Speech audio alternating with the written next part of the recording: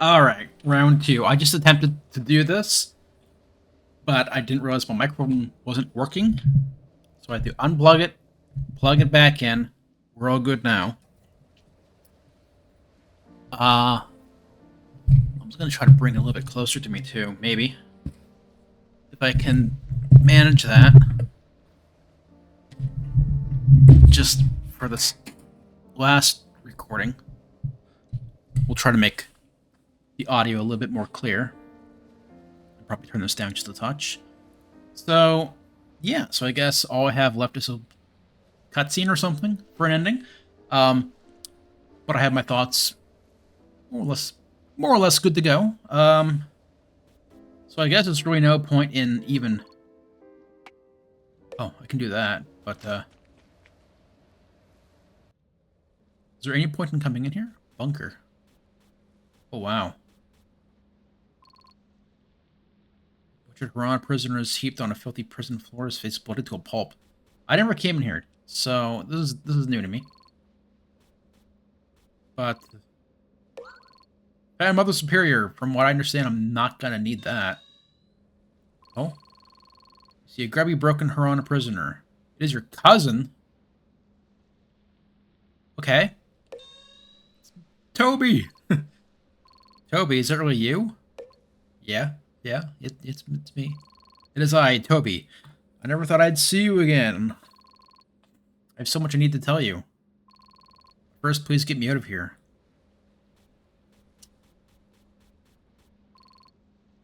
Select my prison officer glares at you.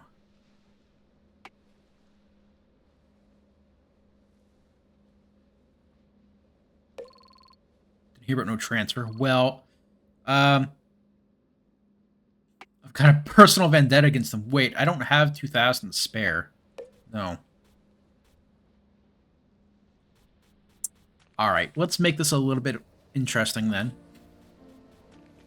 We'll try to get the 2,000s. So, yeah. So I guess this is it. This is the last one. Last upload. From what I gather, from what I understand. So yeah, I've compiled some thoughts in a notepad that I'm gonna go over whenever this concludes. What did I leave?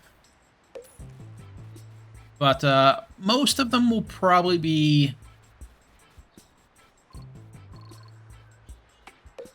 already known because I've gone over some of these things before while I've been playing.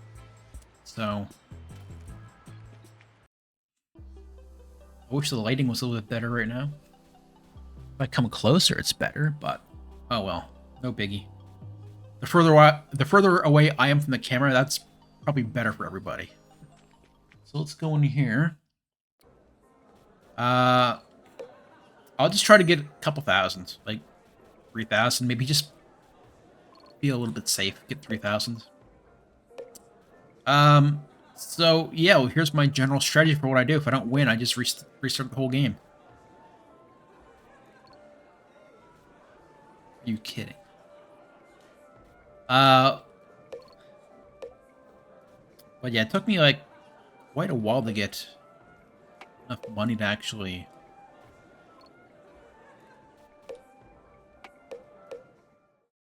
be able to pursue this other ending, which is something else I'll be touching upon. The money grind. Especially late game or whenever you're going to a new area, and it's like, you need this much money to go here.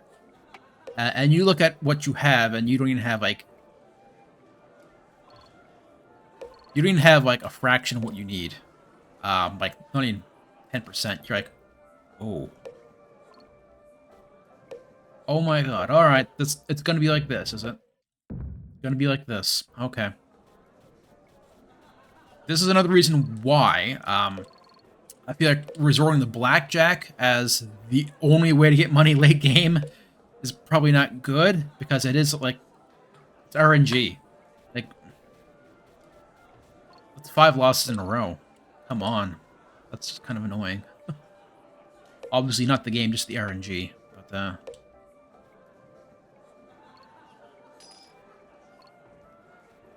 doing, cat?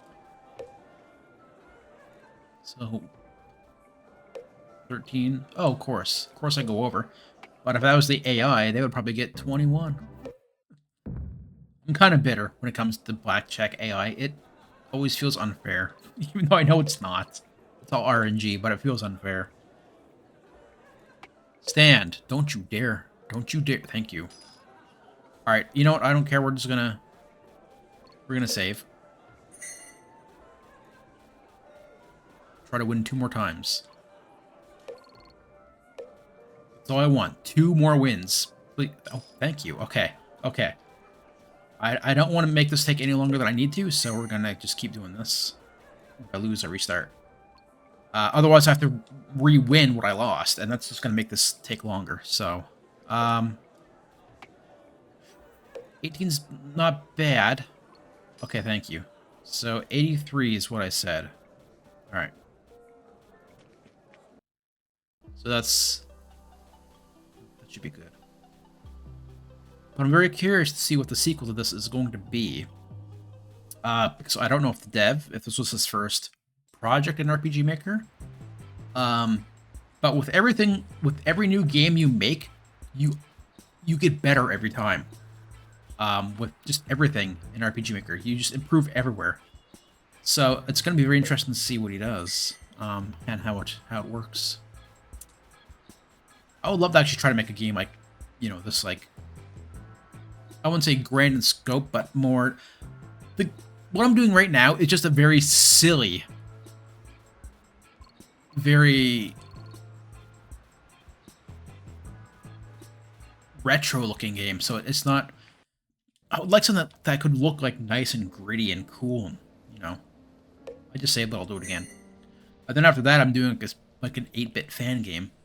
So, yeah, I'm probably at least a year and a half off from probably attempting anything a little more serious again. Yeah, give me a vehicle. Wait! It's the red one. Okay, cool. Turn the vehicle. I have... So... I have to talk to him each time? Okay, cool. So it just does that again. That looks a little funny compared to what it looked like over here, but... Wait. I gotta check something. Did I briefly see me as a red car over here? Let me check. Did I? No, I thought I saw something for a second. May have just been my eyes playing tricks on me there. Alright, I'm back.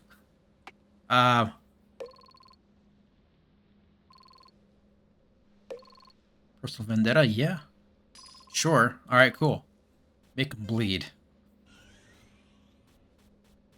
You're with me, buddy. I don't know how I can repay you. Please, let's get out of here first, then we can talk. Why don't you just come with me, dude? Speak with your cousin for some time. He tells you of his journey since parting ways in Harana many months prior of bloodshed, starvation, loneliness, compromise, loss. He tells you of the winding roads he took through the Cascadian Mountain wilderness, the odd jobs, the loss of faith, slippery friends, steadfast foes, bad luck, and unexpected fortune. You listen intently. After sharing your own story, your cousin embraces you for a long time and joins you as you continue on the road to Yirden. Alright, cool. Well, good news, bud. It's right here. From what I understand. I believe. I don't know. The car looks a little funny when it's driving. Is that an actual... Oh, that's just a crazy bird. Another drunk bird. I thought it was a battle for a second. I like calling the birds drunk because the way they fly in random. I know they're just set to random. They don't have like an actual pattern, so they just go wherever they want, and it amuses me a little bit.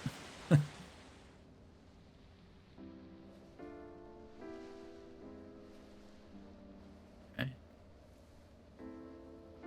Oh, here we go. I was gonna say, how far do I go? I'm guessing that's probably like max size for the map.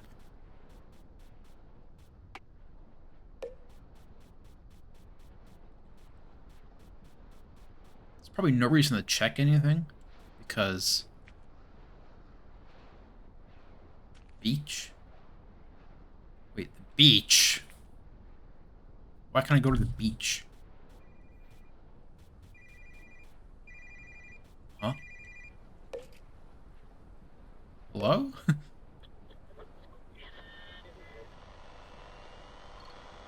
Toby. No matter where you go, no matter what you become, I'll always be watching you. Stalker. Alright. What's that?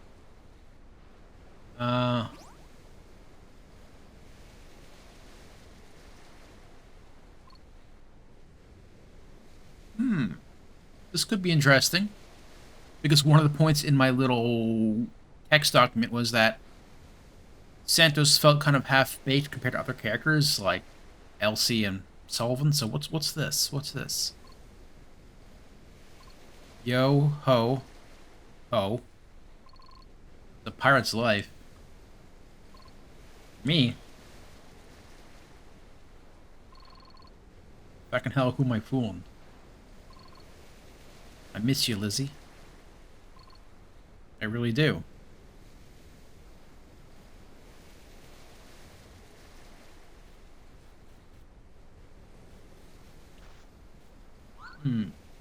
Exotic elixir? I feel like that's something that maybe could have come earlier in the game, because my point's still going to stand, I think, on him. Okay. No.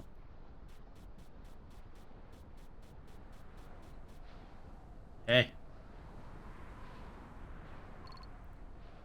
Airship vendor. Howdy. Is the ship for sale? Yep. Let go of this old dame for the low price of 85. 85. Oh. Okay. I'm still short. Alright. Oh, I gotta drive all the way back again. I feel like after you do this voyage once, you should just, like, get teleported back.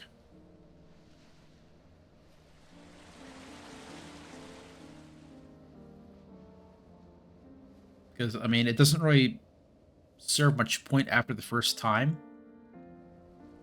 Because for story reasons, it feels like... It feels alright when you're doing it the first time. Because you're like, okay, this is it, we're driving to the end. But then if you're going back and forth, it's just like, oh. Okay, so... 5k. In my head, I had it that it was 80.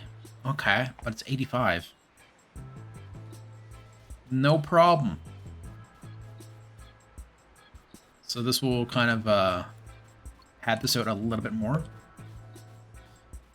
I don't know why it matters right there, where I say I'm gonna go, because the road goes to both Floating City and Gem Casino.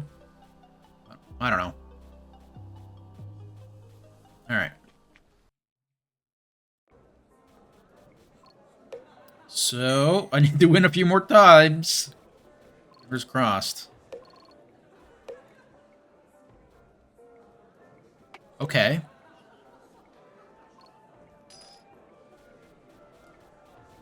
Just to make sure we don't lose our money here and we can get this done ASAP.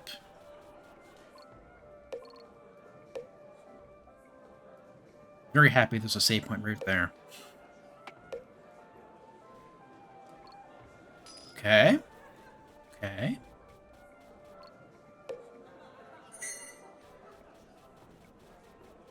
We broke as hell after the end of this, aren't we?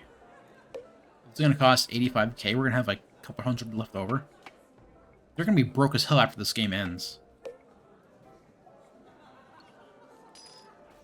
Though, from what I understand now, this is all simulation.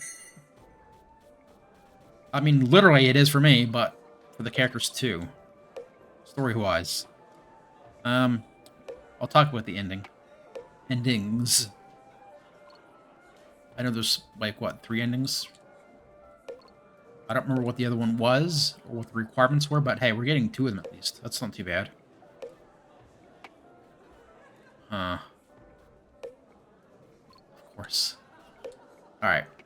Let's get that 2K back.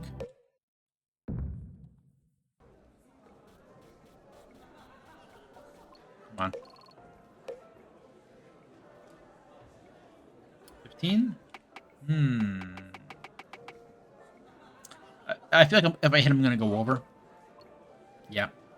It always happens. I feel like if I'm in, like, 14 to 16, if I hit, it's over every time.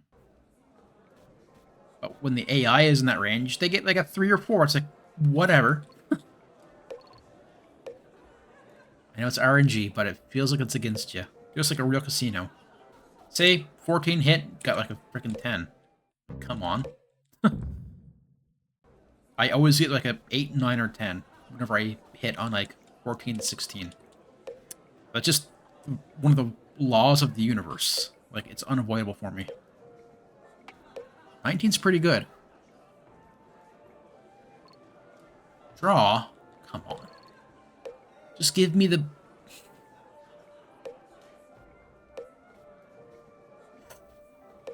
Gonna go over? No? Okay. Alright. We're gonna be broke-ass bitches when we get to Yurden, but oh well.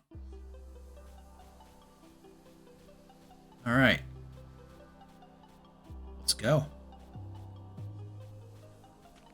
From what I understand, there's no final boss on this ending. It's just get the airship and you're home free, I think. So we'll see if I feel a little more whelmed by this ending. The other one was just so sudden and it just didn't really have much oomph or impact, and it just sort of, the game just kind of ended with a whimper, I felt. So I don't know. We'll see what this one gives me. Yes, I'm ready. But it doesn't really take away that much from the game. The fact that I thought that ending was just kind of eh. The experience leading up to it was good. Which is, oh, I want to check something. Oh, I can't. Okay, just checking for file passability issues. What was I even saying? But yeah, the fact that this isn't the type of game I usually go for, just in general, like this kind of setting and story, and the fact that I'm like, yeah, it was really enjoyable. I think that says that says a lot about the game, I think. All right. Yeah, I'll take it. Okay. You're now the owner of an airship.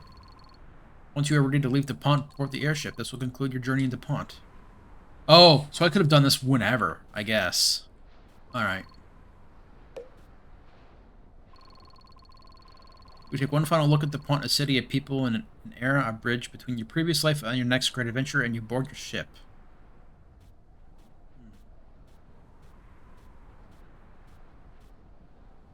So what's so special about Yurden? Is it just more stable and peaceful and...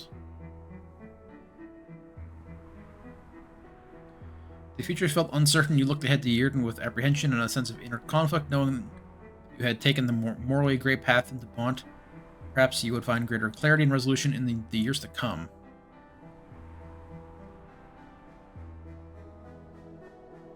Elsie, the small girl with a difficult past, had gotten clean from her debilitating addiction to stimuli. Reconnected with her long-lost daughter, faced her tyrannical father, Demetrix. Though she'd faced much loss, Elsie's pain had already begun to blossom into potent inner strength. An insight that she would come to rely on while navigating her new life in Yurden. Okay, cool. We do get a background thing here. I was worried it would just be like, you know, starry sky and rain.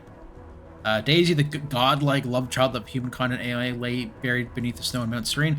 Having left her mother Elsie, the strange sorrow of losing someone she never really had, yet Daisy's final sacrificial act to rid the Pont of the growing terror of the Eye of God was perhaps the true culmination of her promise to become a being of unfathomable wisdom and goodness in service to humanity.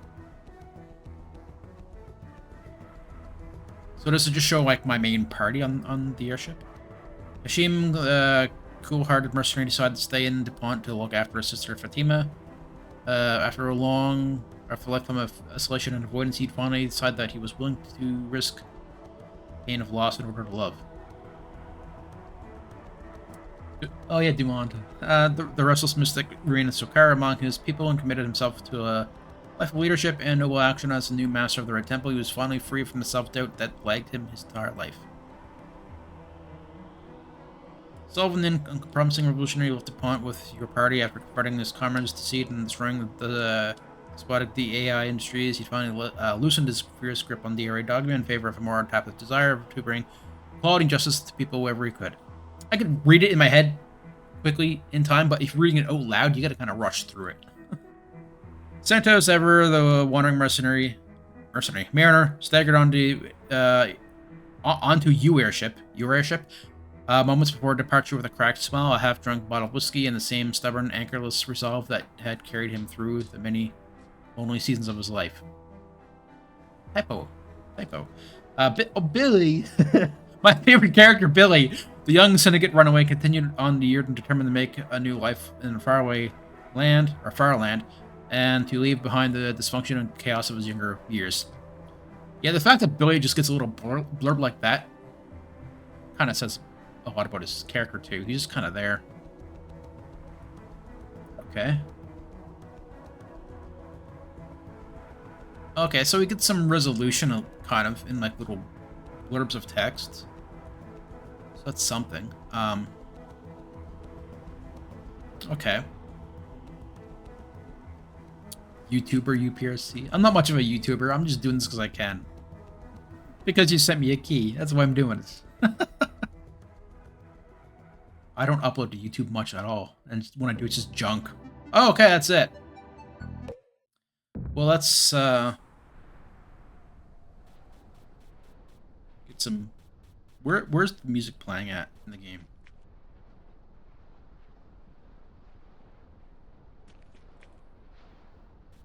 I guess down here?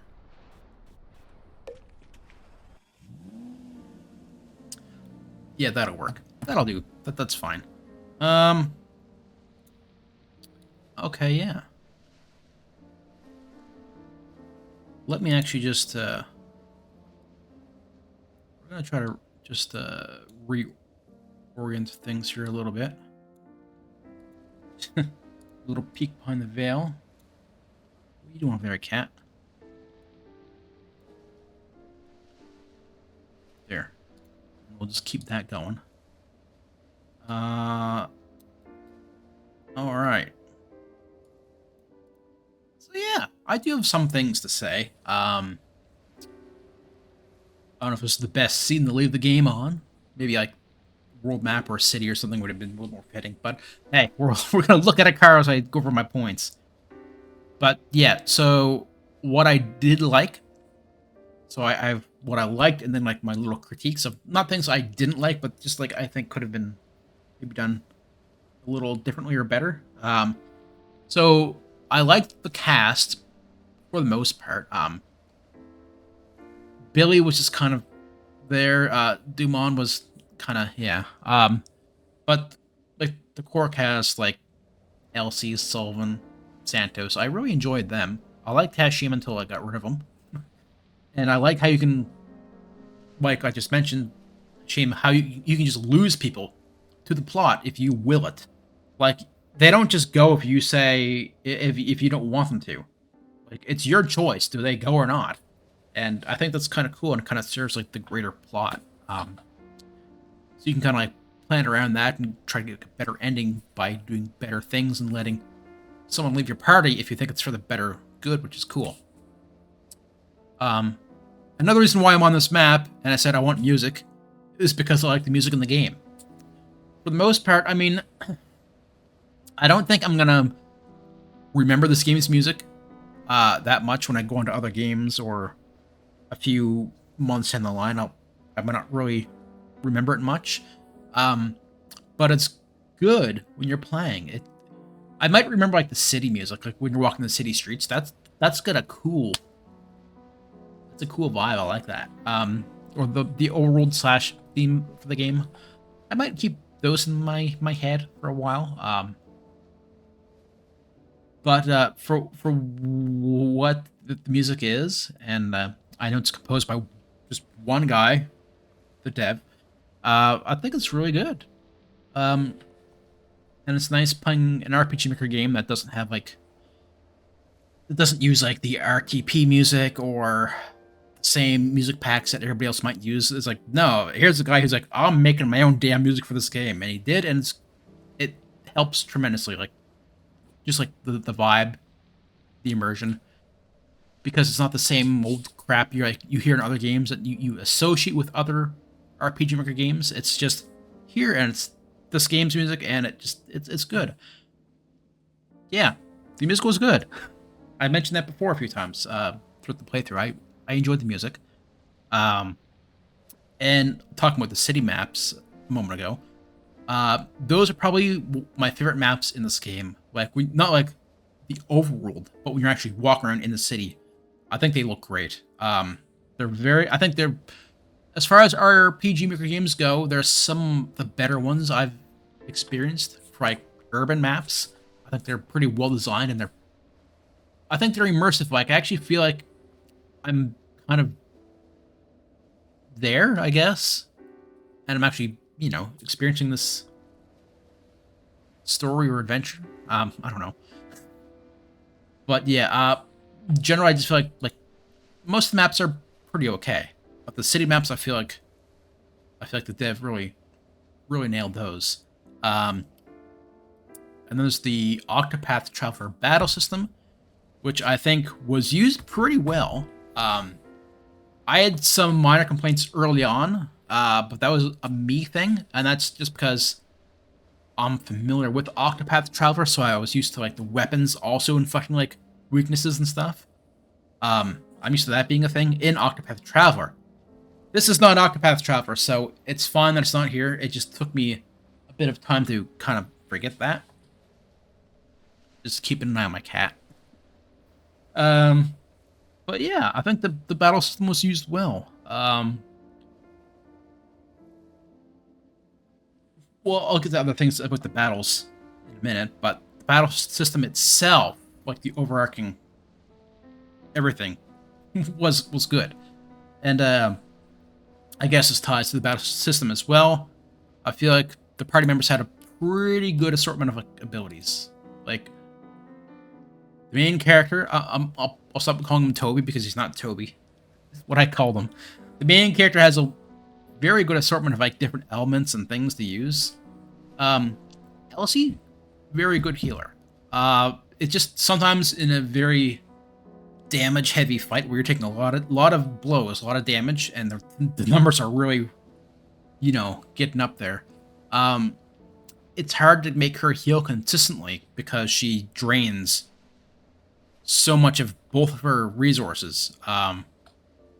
Which, if I just double check, because my brain is AP and SP, that's what I thought it was.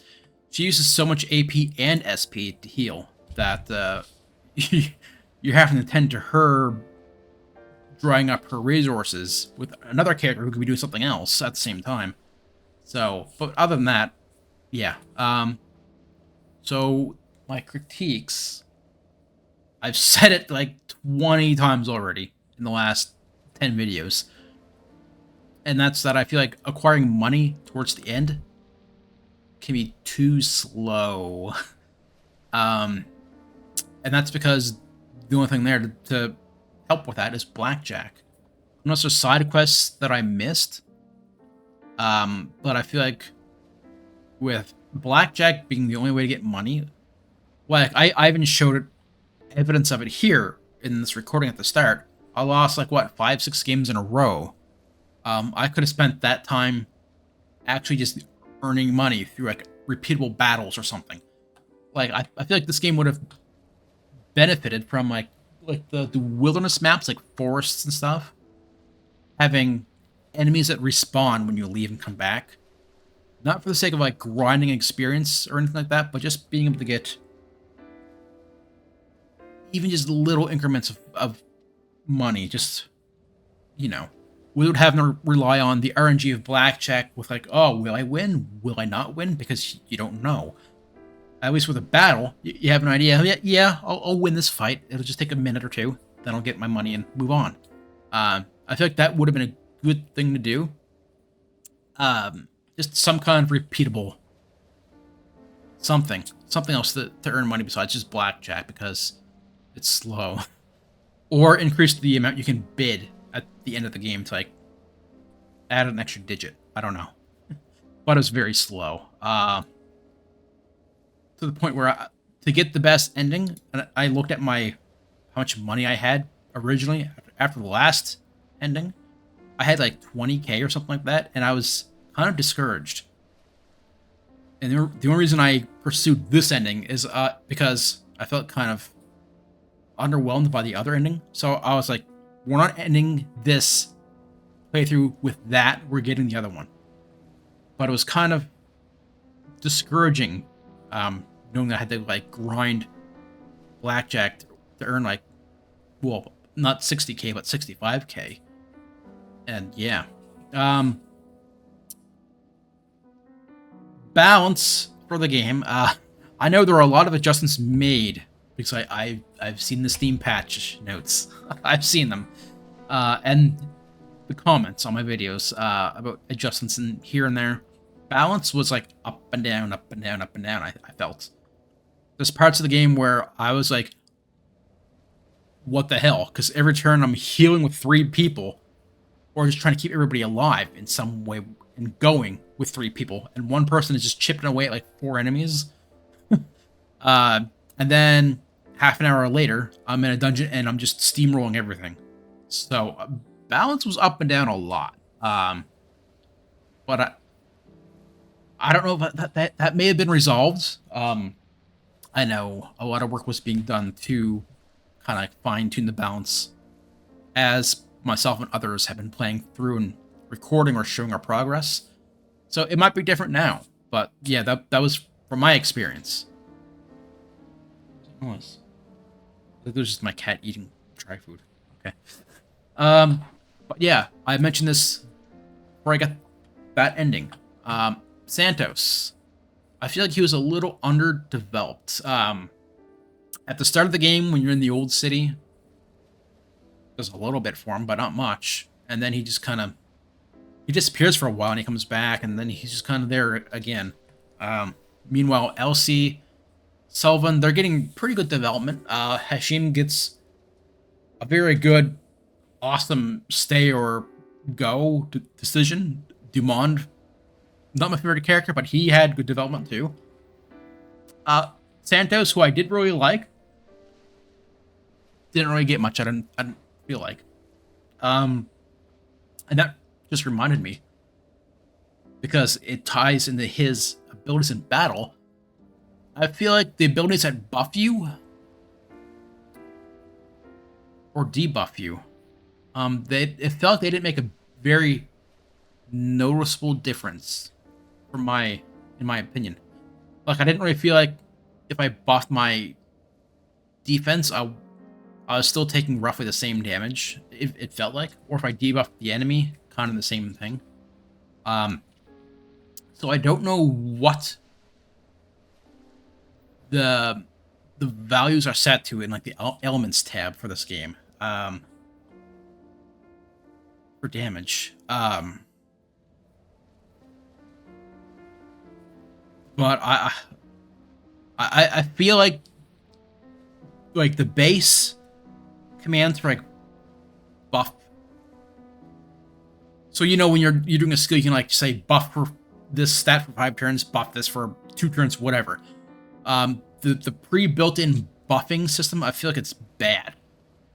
I do use it a little bit, but I like to I make my own states or statuses that I have better control over that with. Like, I'll have something that will increase your attack power by 200%, or increases this by 150 and this by 250, or set this stat at 75% and this one at 175 or something like that. And it just creates, you have more control over what you want your buffs and debuffs to do that way, I feel, rather than using the pre-built-in buffing system that the engine uses.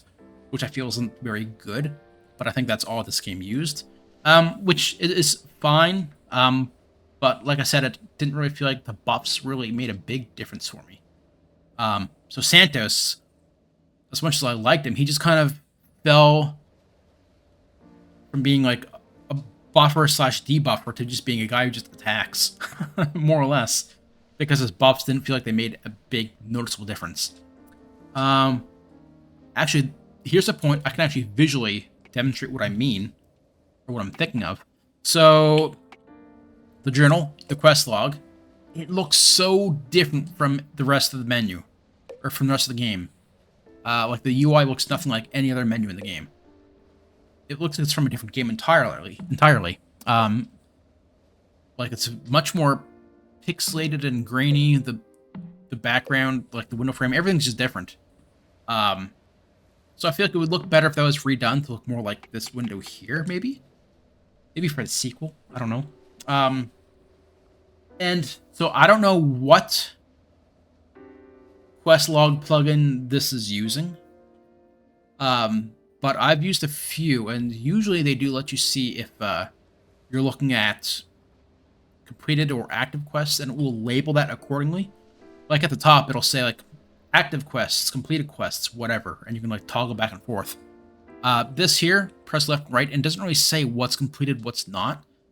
So if somebody was just like not paying attention and they accidentally pressed a button to go to the other page, and they're just looking and they're like, there's no clear indicator that like these are completed quests or anything like that. So it's probably a plugin thing. I don't think it's a dev thing. I think it's a plugin thing. I would say take a good look at the plugins out there that work like this, because there are ones that function a lot better. Like there's one that I think has been ported to MZ. I think most MV plugins work with MZ anyway, but there's one that I use. You can like favorite quests, so I think they're always at the top. You can like have like different categories. You can like collapse them.